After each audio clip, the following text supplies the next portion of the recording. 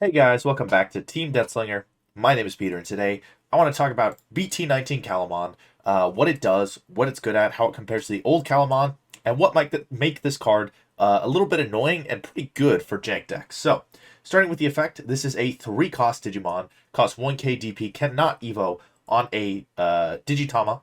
The security effect says you may play one Digimon with 2000 DP or less from your hand without paying the cost. On main, by suspending this Digimon, one of your Digimon may Digivolve into a card from your hand with the cost reduced by 2. All turns this Digimon can't attack or block, and on deletion, place this card as your top security card.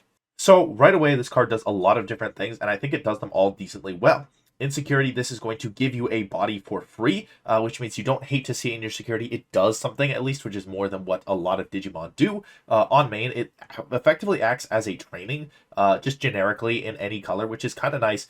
You can just plop this down if you have a Mem Tamer, get your reduced cost Evo, and potentially do things from there. It can't attack or block, which is kind of fine. And on deletion, it goes back into security, so you never really feel bad about losing this body on the board. It's either going to continue to net you value, or your opponent is going to have to remove it. And if they remove it, it's going to go into your security, which potentially thwarts any plans for an OTK at the expense of letting you just get value from this sitting on board. So how does this compare to the old EX2 Calumon? This was also 3 cost to play, 1k DP. When you would play this card from your hand, you would reduce its play cost by 2 if you have Guilmon, Terriermon, Renamon, or Impmon in play. This Digimon could not attack, it could block, which is kind of interesting now that we have EX7 Shoto. And then your turn, when one of your Digimon Digivolves, you could suspend this Digimon to gain a memory, draw a card, and give one of your Digimon plus 3k DP for the turn. As far as card economy goes, the new Calumon is, I think, just superior. It does something in security. It recovers itself when it dies. You cannot play it for a reduced cost, but I really don't think that matters. It does net you necessarily one more memory at the cost of not reducing its own cost. If it sticks for 2 turns, you've technically paid the memory equity that you would have saved if you played this card for a reduced cost.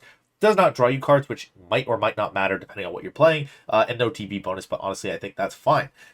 What is BT19 Calumon going to be good at, though? One thing that's important to look at, any rookie that has an on-play effect is going to be able to be kind of gained for free with BT19 Calumon. So BT19 Hitmon is a great example of something like this. On play, if you have 1 or fewer Tamers, you can play a purple Tamer card with a play cost of 4 or less from your trash without paying the cost. In purple, this is fantastic. You just get a free Tamer. If you're milling cards, if you're discarding cards, it's just a free way to get value on your opponent's turn. So they swing into the Calumon security, you play the Hitmon, you get your perhaps memory center mat for free, and now the opponent is forced to play with you getting 3 memory on your next turn. Another really interesting application of this card, I think, is in conjunction with X-antibody protoform.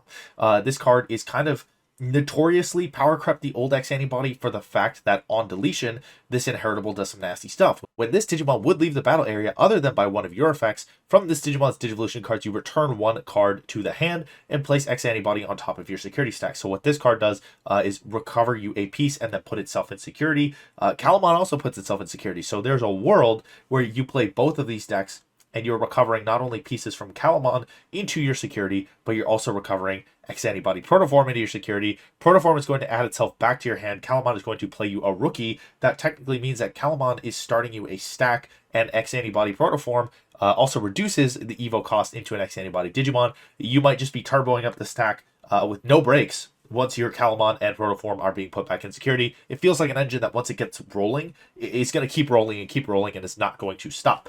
In that vein, I still think purple is kind of our premier color of choice here. It's really interesting. We have Cerberusmon X and Dobermon X, which are going to be great targets for the Protoform, and you can play the level 3 Digimon card for trash without paying the cost. You can't play Calumon with this effect, but if you set up the Calumon, go up the line into the Cerberus X, and you land on a level 6. Well, now you have a really efficient engine, drawing you lots of cards, getting you memory. Calumon is netting you resources. If it dies, it gets put back in security. If your stack dies, you get the Protoform in security.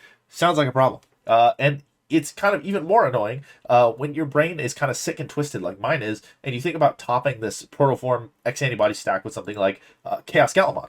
I use the card as an example quite a bit, but the important thing here is that this can delete one of your own Digimon to delete an opponent's Digimon. If you have a way to delete a Digimon to do anything interesting, why don't we just delete Calumon? If we delete Calumon, it goes back into security. We're not losing any value. We know when it's going into security, so we can choose our timing and make sure that we have a level 3 that we can play when this gets hit in security. You get the rest of the value on your card. In Chaos Galamon's case, it's just going to swap the Calumon with another level 3 from your trash, so you still get the extra body on the board, and you're going to be able to play another level 3 once the Calumon gets hit in security. if you have the free rookie from the Cerberus Mon X effect, you're going to be like 4 cards wide, and that's kind of gross. Not to mention that you triggering your own recovery effect is allowing you to intentionally and at your own pace put the extra cards in your security, along with having the protoform on the board. This sounds like a recipe to have a really, really obnoxious and probably kind of large security that your opponent has to deal with. Depending on how your draws shake out and how your stack building goes, your opponent might have to get through not just 5 security, but like 7, 8, 9 security. I mean, how many Calumons can you pop on your own? How many protoforms can you put in your stack to pad your security and cause a problem for your opponent? I also think this card is going to be really good in decks that do not have a memory boost option, that don't have a training option that works for their colors. Things like Dragon Links, you can just kind of use this as a way to supplement your reduced cost Evos. Anything that doesn't necessarily play nicely with the search effects on memory boost as well.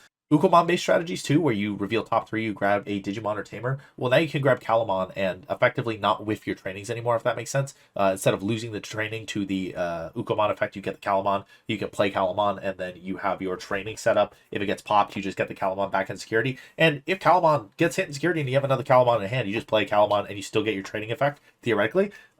So I think it's going to shine in that way. I don't necessarily know if it's going to be a meta contender per se, or something that makes a big splash in decks that already have really efficient engines that work without any need for something extra. But I think it's a piece that we can play with as jank players per se, people who need something to supplement these engines that aren't fully fleshed out. It's going to be really good at fleshing out those engines and allowing you to build a deck that ticks properly when you get this on the board and let it stick.